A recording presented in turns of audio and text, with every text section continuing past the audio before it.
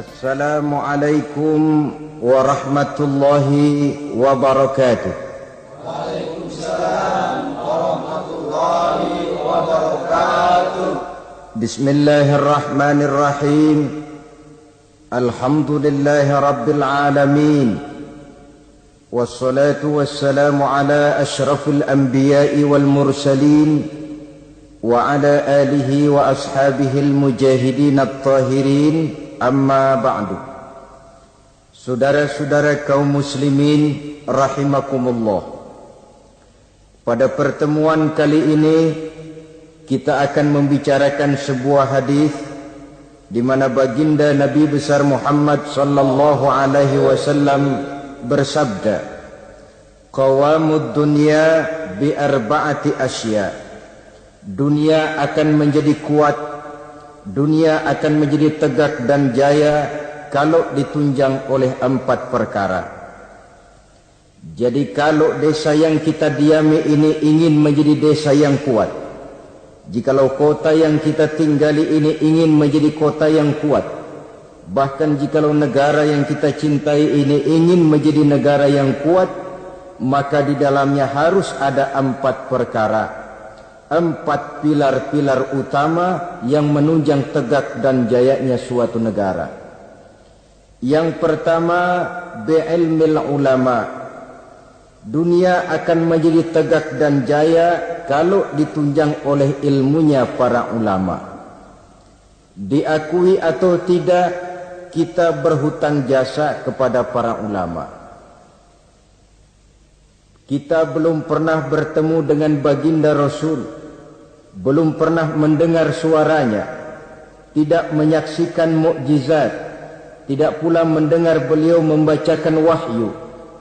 Kalau sekarang sedikit-sedikit kita kenal agama, mengerti halal dan haram, pandai memilah dan memilih antara yang hak dengan yang batil, tahu mana yang pantas dan mana pula yang tercela, kenal Allah adalah Tuhan kita, itu termasuk jasa dan perjuangannya para ulama yang dengan penuh ketekunan dan keikhlasan dari surau ke surau, dari masjid ke masjid, dari desa yang satu ke desa yang lain di daerah-daerah terpencil, naik bukit turun lembah, kehujanan dan kepanasan, tidak digaji, tidak pula mendapat beras, ikhlas karena panggilan jiwa, seluruhnya tidak lain karena tanggung jawab kepada umat.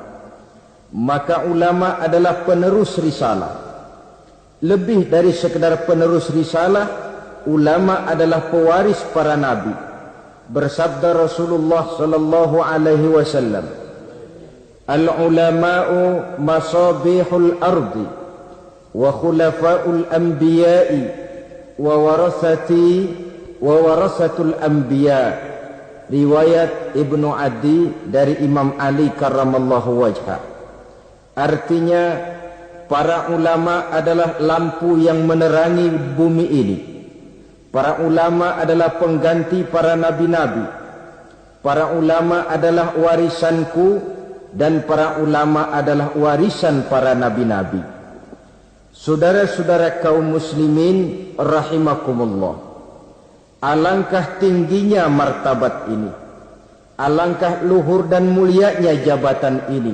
Para ulama adalah pewaris para nabi. Tetapi jabatan yang tinggi, mulia dan luhur ini bukanlah satu jabatan yang tanpa resiko. Karena kalau ulama adalah pewaris para nabi, kita tahu dari sejarah kehidupan para nabi-nabi terdahulu, tidak ada seorang nabi pun yang perjalanannya dalam mengembangkan risalah lurus dan bertabur bunga di kanan kirinya.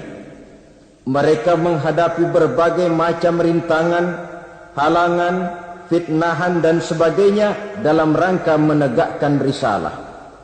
Maka kalau ulama adalah pewaris para nabi-nabi, mereka juga harus berani dan bisa mewarisi sifat yang dipunyai oleh para nabi-nabi terdahulu dalam mengemban misi risalahnya. Kita tahu dari sejarah misalnya Nabi Zakaria dibunuh oleh karena tidak mau menghalalkan perkara yang telah diharamkan oleh Allah Subhanahu wa taala ketika dipaksakan oleh rajanya. Nabi Ayub alaihi salam dikucilkan oleh umatnya karena dianggap mengidap penyakit menular. Nabi Yusuf alaihi salam 9 tahun mendekam di dalam penjara karena tidak mau mengikuti bujuk rayu istri seorang pejabat tinggi. Nabi Ibrahim alaihi salam dibakar di tengah kobaran api yang menggunung karena tegak melaksanakan tugas risalahnya, dan masih banyak lagi kisah-kisah para nabi yang lain yang merupakan cerminan betapa berat tugas mengemban risalah ini. Kalau para ulama adalah ahli waris Nabi, mereka harus berani korban nyawa seperti halnya Nabi Zakaria. Mereka harus siap dikucilkan oleh umatnya seperti halnya Nabi Ayub. Mereka harus siap mendekam dalam penjara seperti Nabi Yusuf. Dan kalau perlu, mereka harus siap dibakar untuk tegaknya suatu risalah seperti halnya Nabi Allah Ibrahim alaihi salam. Jangan cuma sekedar bangga dengan gelar pewaris para nabi, tetapi akhlak dan perjuangan, tuntunan dan perbuatan malah bertentangan dengan apa yang dicontohkan oleh para nabi. Ini namanya ahli waris gadungan.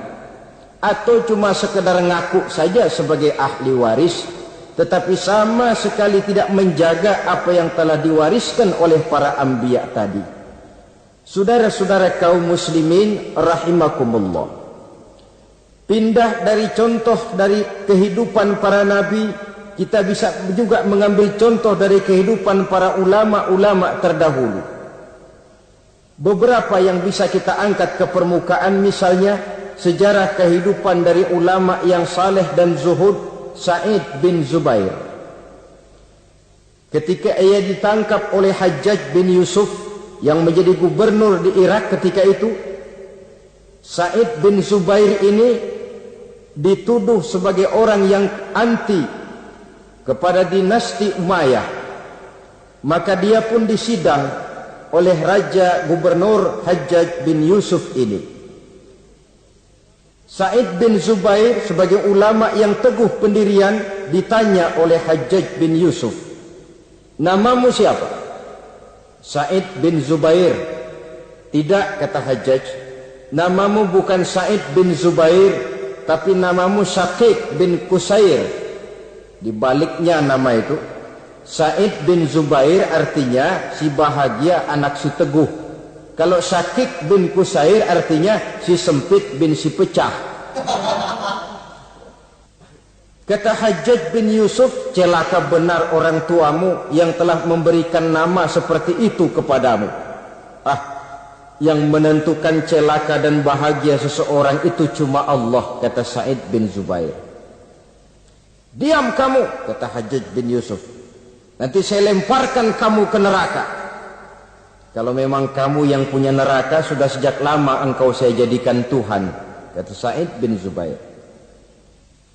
"Menurut pendapatmu, Imam Ali di surga atau neraka?" kata Hajjaj bin Yusuf. "Cuma Allah yang menentukan seseorang di surga atau neraka," jawab Sa'id bin Zubair. "Menurut pendapatmu, khalifah yang 4 itu mana yang paling baik?" "Semuanya baik. Saya menghormati orang-orang saleh yang benar-benar bertakwa kepada Allah Subhanahu wa ta'ala." Merasa dengan cara kasar, Hajjaj bin Yusuf tidak sanggup mengubah prinsip dan pendirian Sa'id bin Zubair. Dirubahnya dengan cara yang halus. Ditawarkannya lah emas, intan dan berlian untuk Sa'id bin Zubair. Apa jawaban Sa'id? "Hai Hajjaj bin Yusuf, apakah harta benda yang engkau berikan kepada saya, emas, intan, berlian yang banyak ini, akan bisa menolak kesengsaraan akhirat? Apa artinya gelimangan materi ini kalau saya harus masuk ke dalam neraka?" Kata Hajjaj, "Tidakkah kau mau minta ampun kepada saya? Lebih baik saya mohon ampun kepada Allah." "Baik, kalau memang itu pilihanmu, kamu terpaksa saya bunuh." Dibunuh pun keyakinannya tidak bergoyah. Ini contoh dari generasi terdahulu, seorang ulama yang saleh dan zuhud bernama Sa'id bin Zubair. Demikian juga Imam Malik, seorang imam mazhab. Pada satu saat beliau memberikan fatwa bahwa tolak dari seorang suami terhadap istrinya dalam keadaan dipaksa, maka tolaknya itu tidak sah. Begitu juga sumpahnya orang yang terpaksa, sumpahnya pun tidak sah. Yang jadi gubernur di kota Madinah pada waktu itu ialah Ja'far bin Sulaiman Al-Hashimi. Dia tidak senang kepada fatwa ini. Dimintanya Imam Malik untuk mencabut kembali fatwanya. Namun dengan tenang Imam Malik menjawab, saya tidak akan pernah mencabut fatwa yang saya yakin berdasarkan kepada Quran dan Sunnah ini. Apapun resiko yang saya hadapi, saya siap. Malah fatwa itu beliau sebarluaskan, akibatnya Imam Malik ditangkap, kemudian dihukum dera, dicambuk 70 kali, sampai pun di kala hendak ajal, bekas cambukan itu masih nampak di punggung beliau yang mulia ini. Saudara-saudara, ketika hal ini diadukan oleh khalifah kepada khalifah, yaitu Abu Mansur, maka Imam Malik dipanggil oleh beliau. Apakah kau ingin membalas perlakuan gubernur Madinah yang sewenang-wenang kepadamu? Jawab Imam Malik, saya tidak akan membalas. Begitu akhlak dari ulama yang teguh pendirian. Demikian juga Imam Ahmad bin Hanbal, yang karena teguh mempertahankan fatwa, prinsip dan pendiriannya, beliau mendekam dalam penjara bahkan sampai melampaui 3 masa kekhalifahan, sejak Al-Ma'mun, Al-Mu'tasim sampai Khalifah Al-Wasiq. Ada satu contoh lagi, Imam Nawawi rahimahullah. Beliau tinggal di negeri Syam yang diperintah oleh Raja Zahir Baibas. Satu saat negeri Syam ini dihantam oleh musim kemarau yang panjang. Rakyat kelaparan, binatang ternak kelaparan, ditambah lagi oleh ancaman dari orang-orang barbar yang sangat mengancam keamanan negara pada waktu itu. Maka satu hari khalifah atau pemimpin Zahir Baibas ini mengumpulkan para ulama untuk meminta persetujuan mereka. Maksud raja ingin mengambil dana dari seluruh rakyat negeri Syam untuk biaya perang, mempertahankan negara dari kemungkinan serangan kaum barbar.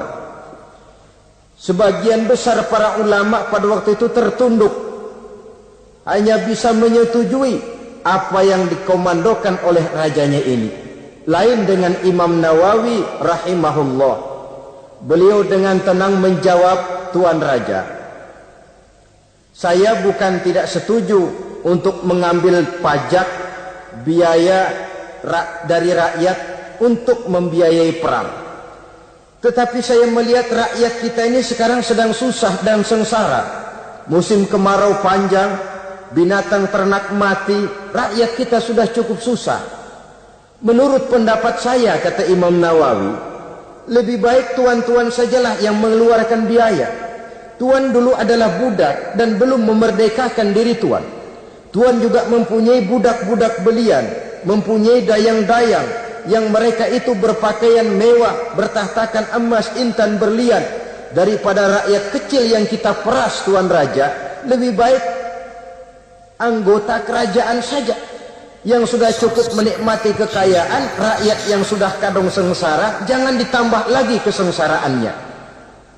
Raja tentu melotot. Kata raja, Tuan Imam, tidak pantas Tuan bicara macam itu di majlis ini. Kalau Tuan anggap saya tidak pantas bicara semacam itu, ketahuilah, lebih tidak pantas lagi saya ikut memberikan fatwa untuk memeras rakyat yang memang sudah miskin. Kalau begitu keluar saja kamu dari sini. Baik, keluar Imam Nawawi dari kota Damaskus, pulang kembali ke desa beliau, satu desa kecil bernama Nawa, sehingga beliau disebut Nawawi karena kelahiran kota Nawa itu. Setelah Imam Nawawi kembali ke kota Nawa ini, para ulama-ulama yang tadi kagum dengan pendirian imam yang teguh ini, mereka beramai-ramai datang menghadap raja. Tuan raja, sebaiknya Imam Nawawi jangan diusir. Sebaiknya minta beliau kembali tinggal ke Damaskus, di Damaskus, karena beliau tempat kami bertanya, beliau tempat kami mengadu, beliau pergi kami merasa kehilangan sekali.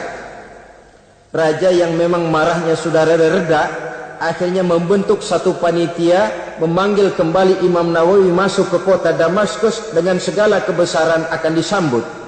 Apa jawab Imam Nawawi? Selama Raja Zahir Baibas masih tinggal di kota Damaskus, saya tidak akan pernah masuk ke kota Damaskus.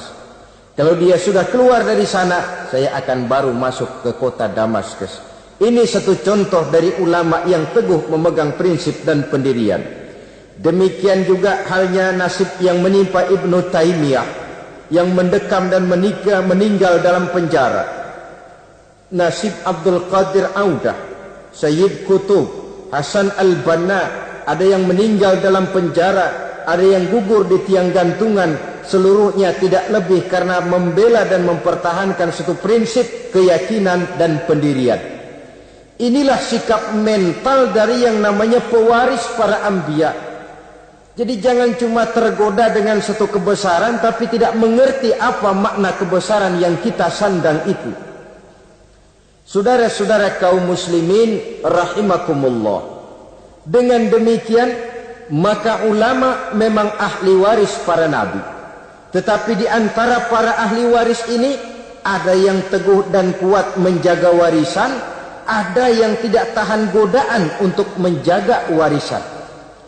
Rasul wafat seolah-olah beliau berkata, "Hai para ulama, aku meninggalkan kamu semua. Aku tidak tinggalkan emas dan berlian. Aku tidak tinggalkan kebun dan pabrik. Aku tinggalkan Islam kepadamu. Engkau adalah ahli warisku. Jagalah Islam ini baik-baik." Tinggallah para ulama yang menjadi ahli waris Nabi. Ada di antara mereka yang teguh menjaga warisan. Walaupun lapar, walaupun haus, walaupun hidup serba miskin, mereka tidak akan pernah menjual warisan. Ulama inilah yang merupakan pewaris yang perlu kita ikuti. Walaupun seperti yang disabdakan Nabi, sayati ala ummati zamanun al-qabidu ala dinihi kal-qabid ala jamrah. Akan datang satu zaman di tengah umatku, di mana pada zaman itu orang yang kuat dan teguh memegang agama seperti memegang bara di tangan. Dipegang, tangan terbakar, dilepas bara terbuang. Ulama yang teguh menjaga warisan Nabi tidak goyah prinsip keyakinan dan pendiriannya bagaimanapun panasnya dia memegang agama. Sebaliknya di pihak lain ada juga para ulama yang setelah diwariskan Islam oleh Nabi ini, mereka tidak tahan penderitaan, mereka tidak tahan lapar, mereka tidak tahan haus. Daripada tidak punya apa-apa, kan lebih baik punya apa-apa. Daripada kelaparan, kan lebih baik kenyang. Ini ada warisan Nabi bernama Islam, jual saja warisan ini. Maka dijualnya warisan tadi. Turunlah dia dari pewaris Nabi menjadi bekas pewaris dari para nabi-nabi. Saudara-saudara kaum muslimin, ini termasuk dalam hadis yang diriwayatkan oleh Imam Hakim dari Anas, bersabda Rasulullah sallallahu alaihi wasallam, "Wailul li ummati min ulama'is su'i yattakhizuna hadzal ilma tijaratan yabi'unaha min umara'id zamanihim rabhan li anfusihim la arbahallahu tijaratahum." Celakalah umatku akibat tingkah laku ulama-ulama yang jahat. Kenapa? Karena ulama merupakan panutan. Kalau seorang yang biasa berbuat salah, salahnya barangkali hanya menjerumuskan dirinya sendiri, paling-paling keluarganya. Tapi kalau seorang ulama salah, Sedangkan di masyarakat dia menjadi panutan dan contoh, kesalahannya akan menjerumuskan puluhan, ratusan, ribuan, bahkan mungkin jutaan umat yang mendengar fatwa dan nasihat-nasihatnya. Sehingga kalau Nabi mengatakan wailul li ummati min ulama'is su, celaka umatku akibat tingkah laku ulama yang jahat perangainya ini. Bagaimana tingkah laku mereka? Kata Nabi, yattakhizuna hadzal ilma tijaratan yabi'unaha min umara'i zamanihim. Mereka mengambil ilmu agama ini sebagai barang dagangan yang mereka jual kepada penguasa zaman mereka. Agama dijadikan semacam ajang bisnis. Hukum halal haram bisa diatur menurut selera penguasa. Yang penting si ulama mendapat keuntungan. Celakalah agama dan celakalah umat. Kalau ulama sudah menjadikan ilmu agama ini sebagai barang dagangan yang diperjualbelikan kepada penguasa di zaman mereka hidup. Dengan harapan apa? Rabahan li anfusihim, mengharap keuntungan bagi diri mereka sendiri. La arbahallahu tijaratahum.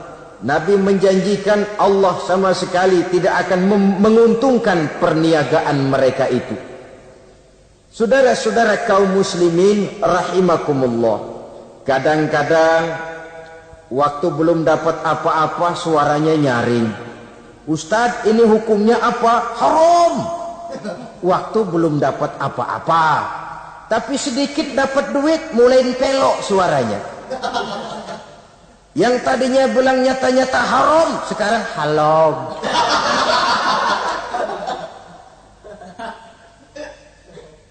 Karena itu dalam Islam, kita ini bukan diperintah untuk berkata keras, tetapi diperintah untuk berkata benar.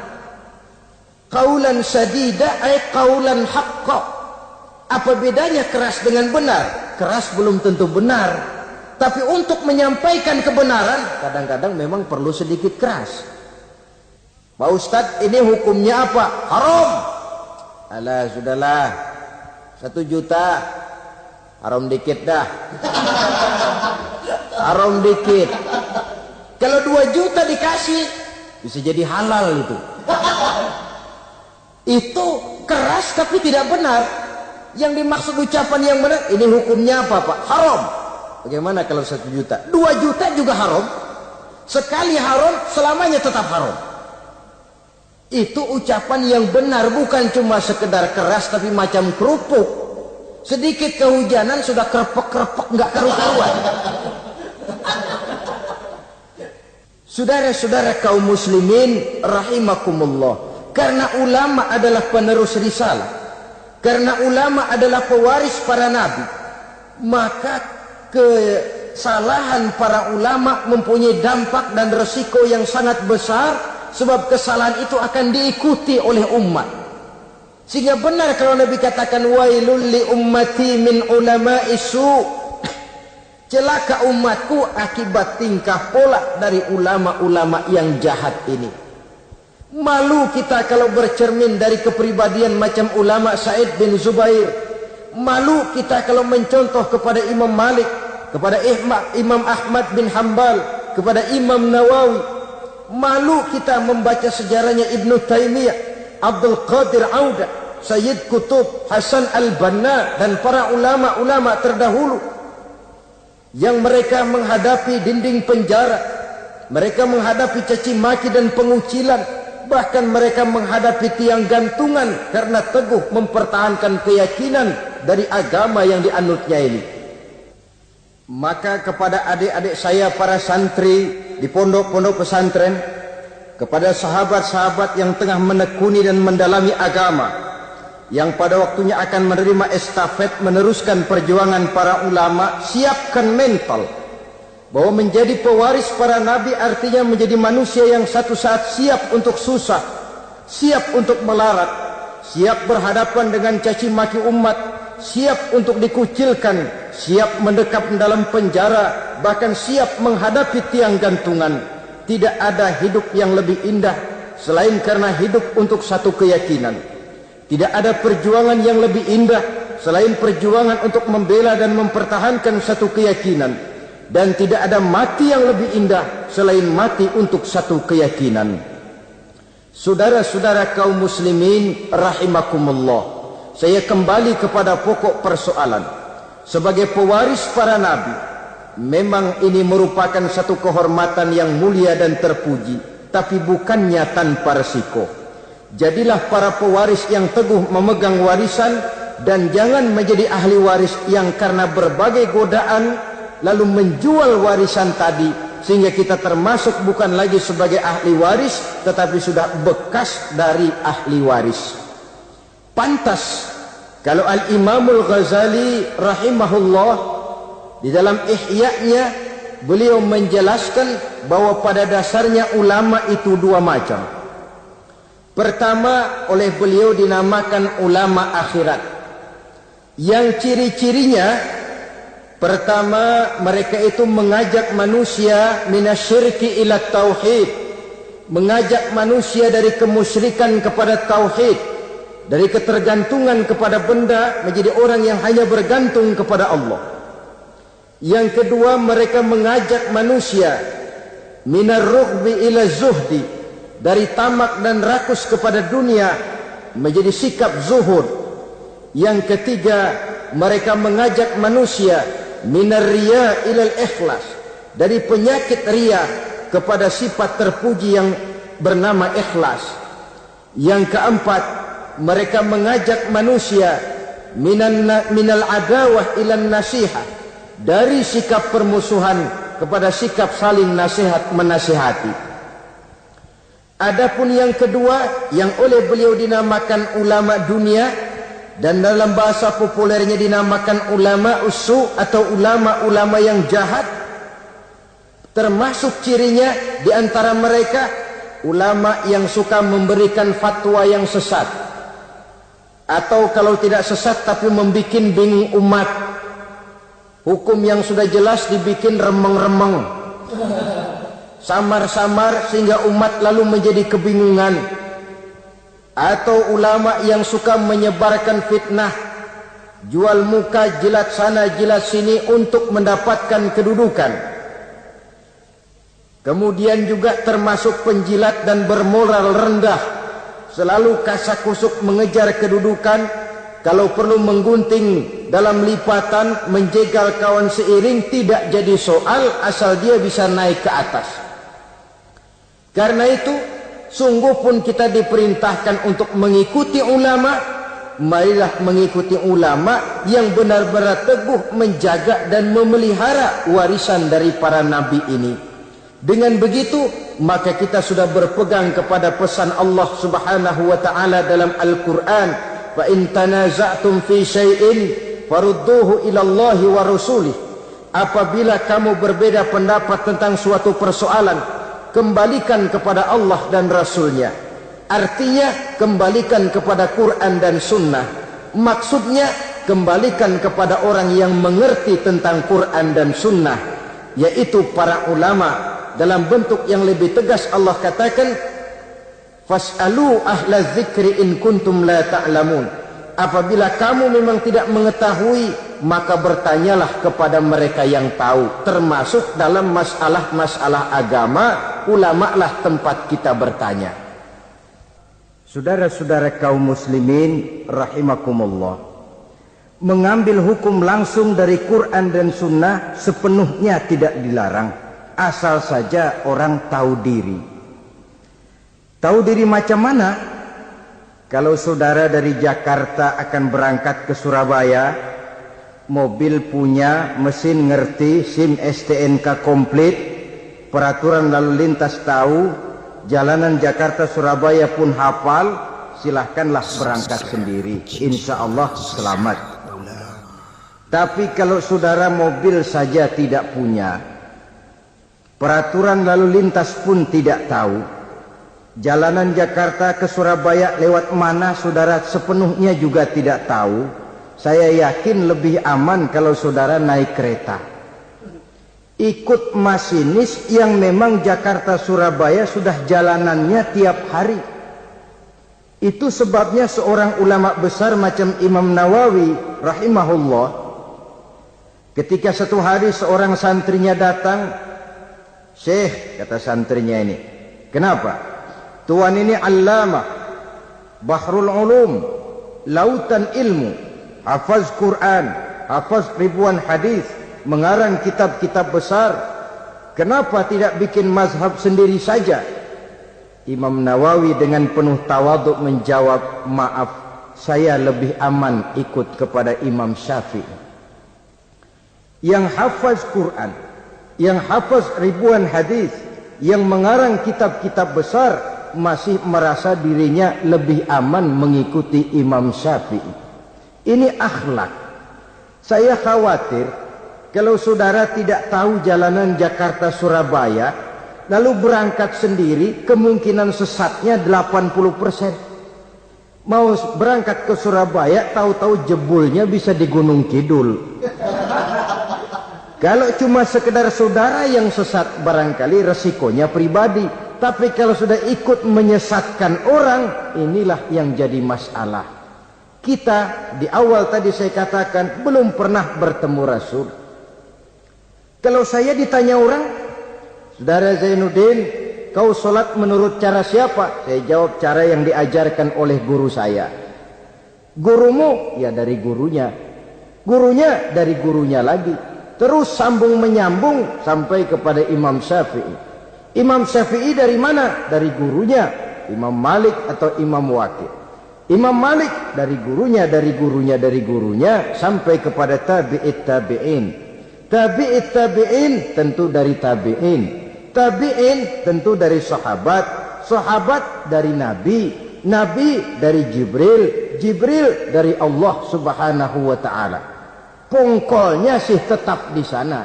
Cuma sambung menyambung secara mutawatir sampai kepada kita sekarang ini. Ayat Quran elastis. Dibawa kemanapun dia mau, tergantung niat baik dari orang yang mentafsirkannya. Kalau dia ditafsirkan oleh orang yang tidak memenuhi persyaratan untuk menafsirkannya, bukan mustahil terjadi manipulasi ayat untuk kepentingan pribadi. Inilah yang tidak diinginkan dan inilah yang dikhawatirkan. Oleh karenanya, ulama merupakan ahli waris dari para nabi, dan kita mengikuti jejak para ulama yang benar-benar teguh menjaga dan memegang warisan tadi. Tetapi kalau warisannya sudah tidak ada lagi, maka tidak usah mengikuti yang semacam itu.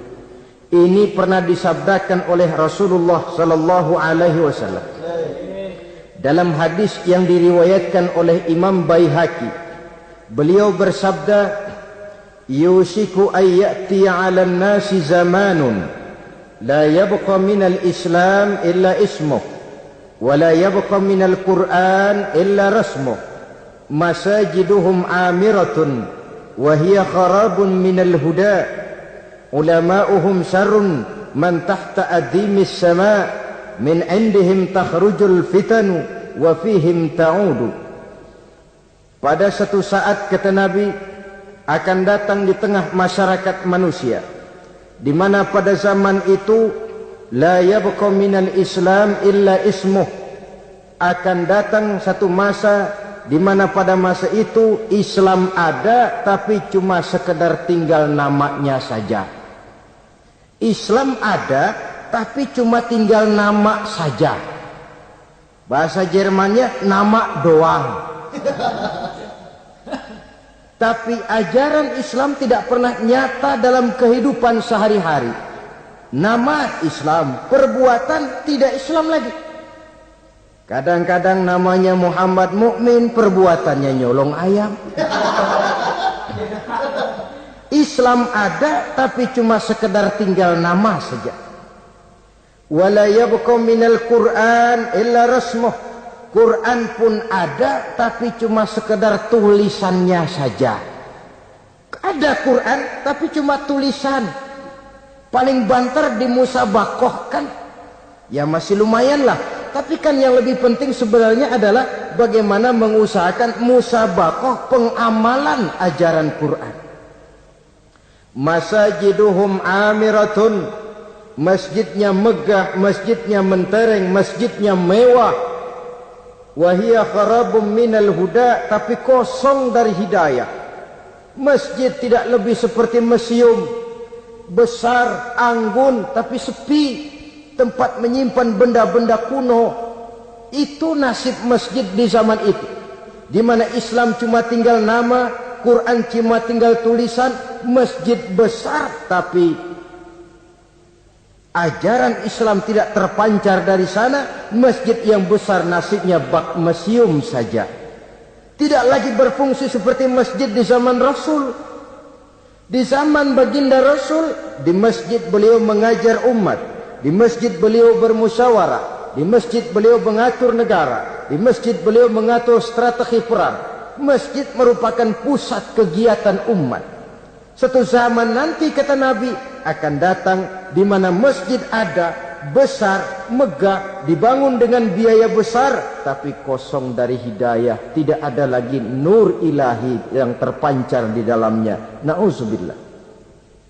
Di zaman itu, ulama'uhum syarrun man tahta adimis sama. Ulama-ulama mereka adalah yang terjahat yang ada di bawah kolong langit ini. Min indihim takhrujul fitan wa fihim ta'ud. Dari mulut mereka keluar fitnah, dan akibatnya kepada mereka juga fitnah itu kembali. Inilah satu zaman yang kita khawatir, dan kita berlindung kepada Allah jangan menemui masa semacam itu. Saudara, orang-orang yang anti-Islam sekarang ini, mereka tidak mungkin menghantam Islam dengan mengirim satuan militer.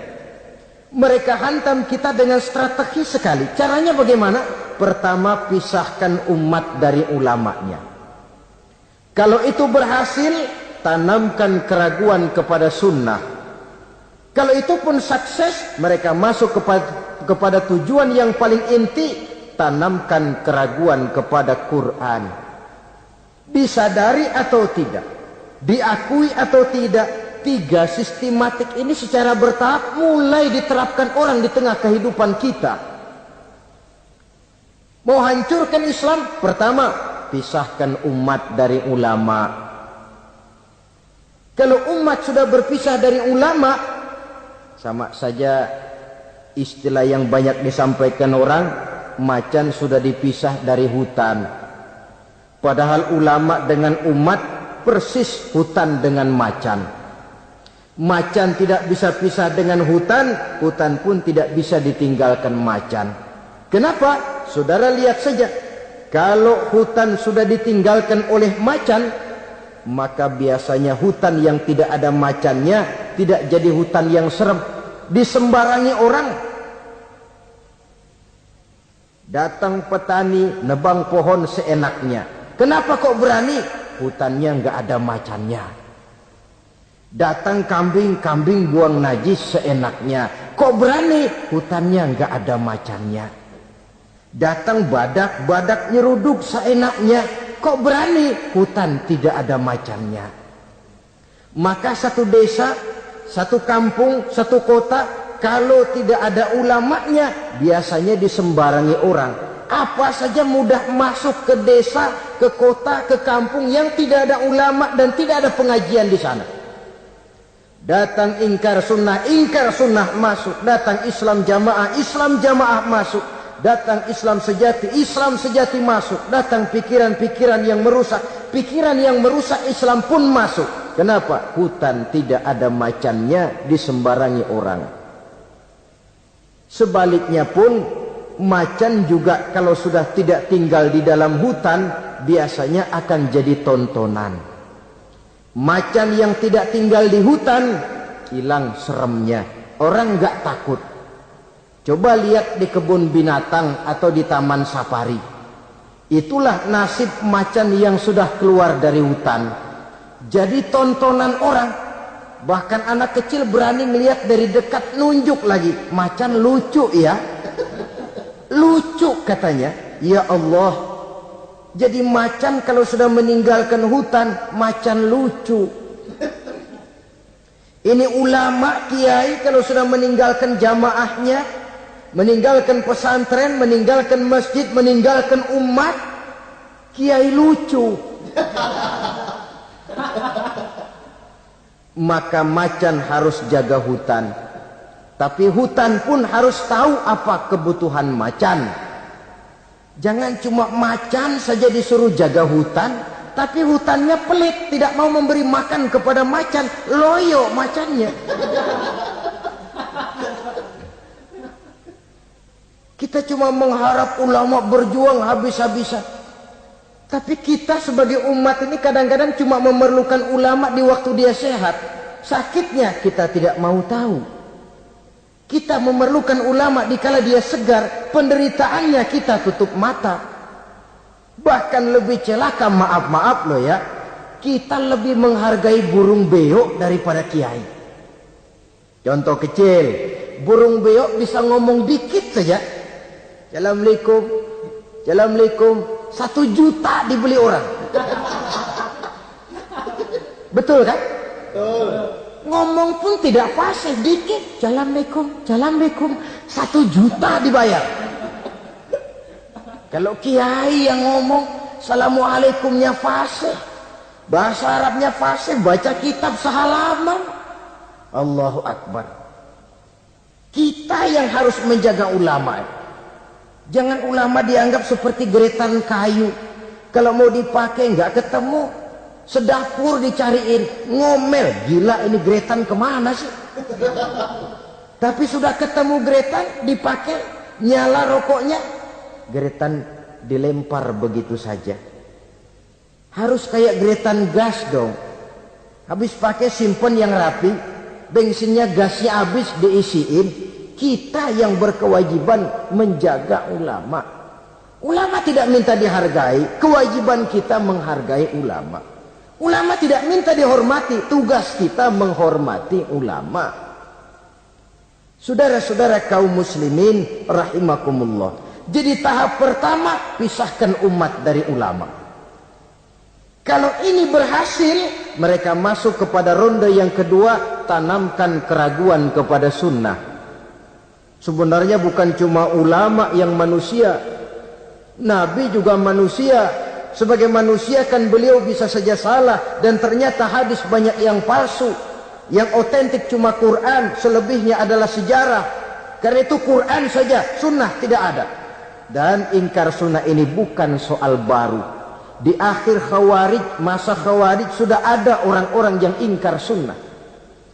Sama saja dengan orang yang ibu jari, jempolnya ini luka, lalu berpikir daripada jempol luka, lebih baik tangan kita ini dipotong saja, nanti kan jempolnya nggak sakit. Memang jempolnya nggak sakit, kenapa? Sebab nggak punya tangan. Kalau toh hadis memang ada yang palsu, kenapa tidak yang palsu itu saja yang disingkirkan? Kan masih banyak hadis yang sahih, hasan dan lain sebagainya. Itu perlunya ilmu mustalahul hadis. Saudara-saudara kaum muslimin rahimakumullah. Kalau ini pun berhasil, mereka akan masuk kepada yang paling target utama, menanamkan keraguan kepada Al-Quranul Karim.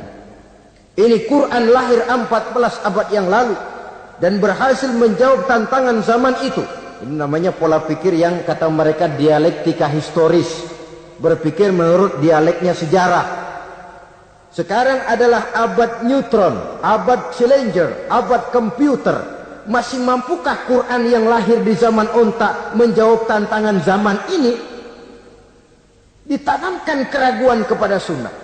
Mereka cari ayat-ayat, spesialisnya mencari ayat-ayat untuk menghantam kelemahan kita itu sendiri. Saudara-saudara, sistematisnya begitu, dipisahkan kita dari ulama, ditanamkan keraguan kepada sunnah, dan klimaks paling puncak ditanamkan keraguan kepada Al-Quranul Karim.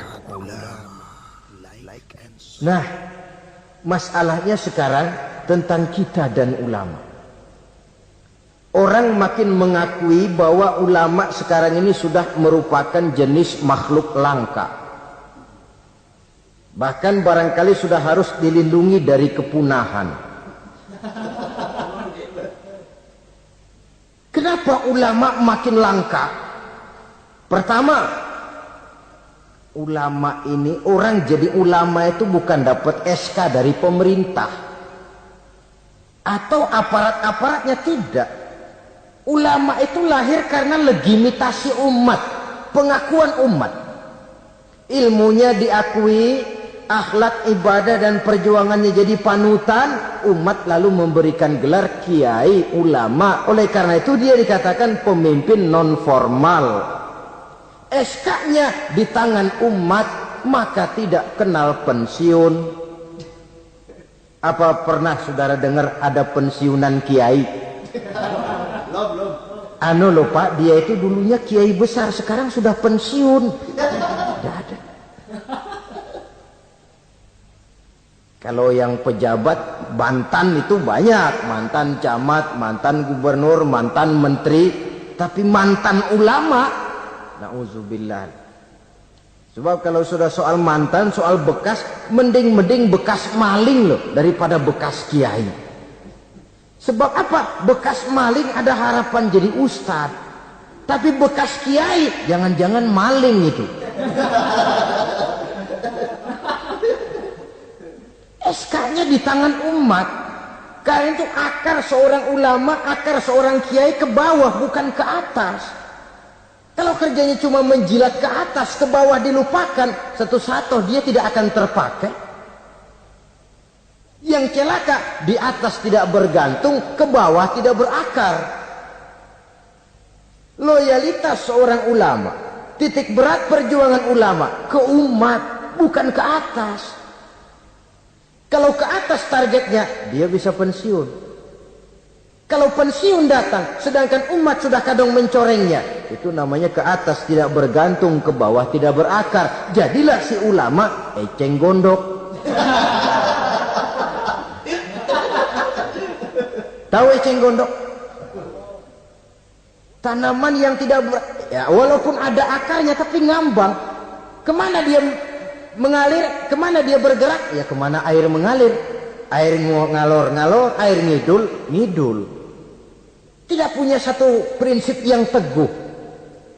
Kemana air bergerak, ke sana dia pergi. Itulah sebabnya sulit sekali langkah ulama itu, karena seleksi umat, seleksi sosial ini ketat. Saudara hadirin yang saya hormati, jadi kelangkaan, penyebab kelangkaan yang pertama karena ulama itu melalui seleksi sosial. Legitimasinya di tangan umat, SK-nya umat. Maka ulama saya katakan tadi tidak pernah kenal pensiun dan tidak terikat PGPN, peraturan gaji pegawai negeri. Ulama itu terikat oleh PGPT, peraturan gaji pegawai Tuhan. Jam kantornya 24 jam. Kapan umat perlukan, dia mesti berangkat. Di sisi lain, ulama memang seperti benda keramik, makin tua makin antik, makin dikejar orang makin mahal harganya. Tuh, barang-barang keramik peninggalan dinasti Ming, itu kan ratusan tahun yang lalu, makin tua makin dikejar dan diburu orang, makin mahal harganya. Saudara-saudara kaum muslimin rahimakumullah. Yang kedua, memang kurangnya minat orang untuk belajar agama. Pendidikan agama di mata umat Islam anak tiri. Orang tua muslim tidak bangga memasukkan anaknya ke madrasah, ke pondok-pondok pesantren, atau ke sekolah-sekolah yang bernafaskan agama. Nasib madrasah, pesantren, anak tiri. Kadang-kadang yang lebih parah, pesantren dianggap penampungan anak nakal. Kalau anaknya udah sangar,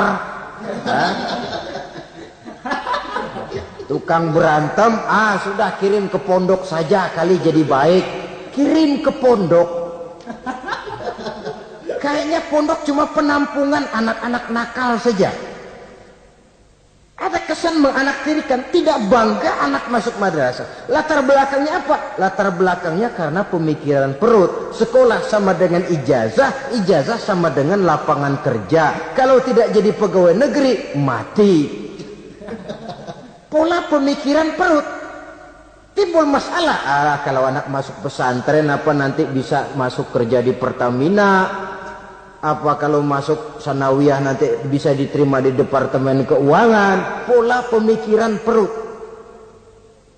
Kadang-kadang orang tua muslim itu masukkan anak ke madrasah biasanya alternatif terakhir. Kalau sekolah umum di sana sudah tidak terima, sekolah sana penuh, sekolah sini tutup, baru ke madrasah. Itu pun nggak bangga. Ditanya temannya, anaknya sekolah di mana Pak? Anak saya mah daripada nggak sekolah. Coba lihat, daripada nggak sekolah katanya. Habis dimasukin ke mana? Saya masukin ke madrasah.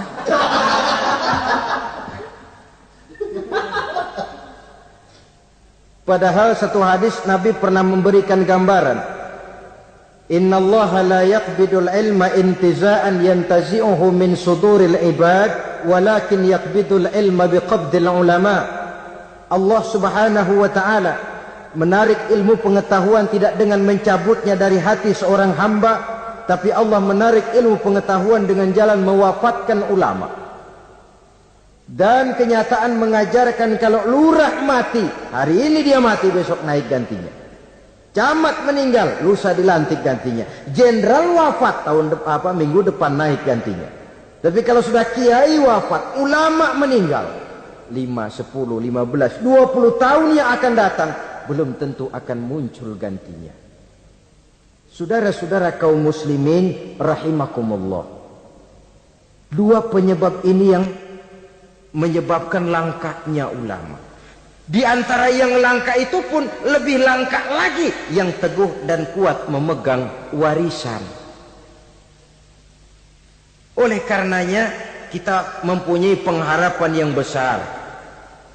Apalagi seorang ulama tidak mutlak harus muncul dari pondok pesantren.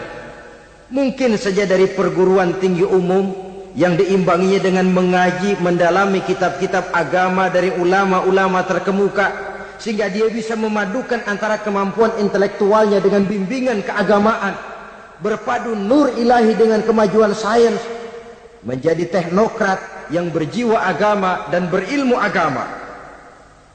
Saudara-saudara kaum muslimin rahimakumullah, sama saja saudara punya gelas satu losin, 2 hari sekali pecah satu, lama-lama kan habis. Saudara tidak usah bingung kalau pabriknya masih terus bikin gelas.